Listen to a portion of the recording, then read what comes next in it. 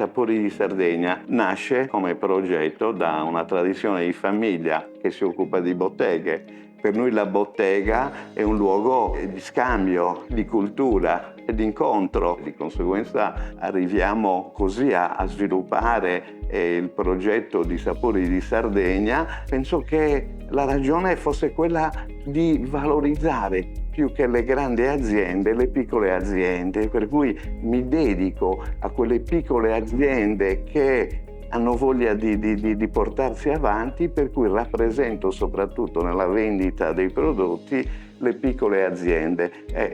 rappresentando la Sardegna in fiere e manifestazioni, che sono quelle che appunto ci hanno dato anche la considerazione che oggi si ha di Sapori di Sardegna come iniziativa imprenditoriale che ha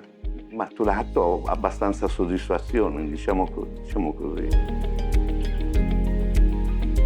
Ecco, noi praticamente abbiamo così il piacere di rappresentare certe aziende laddove poi ci rappresentiamo, e questo è il motivo per cui io per diversi anni ho fatto un evento che si chiamava Cagliari incontra la Sardegna, dove avevo tutto il mondo produttivo sardo e dove in questo evento chiaramente la promozione particolare era quella di Sapori di Sardegna, e su questo abbiamo avuto un particolare riscontro, così quando rappresentiamo la Sardegna nelle fiere e parliamo di noi, comunichiamo il nostro progetto. Ecco che questa è comunicazione, no? È un motivo che si porta avanti.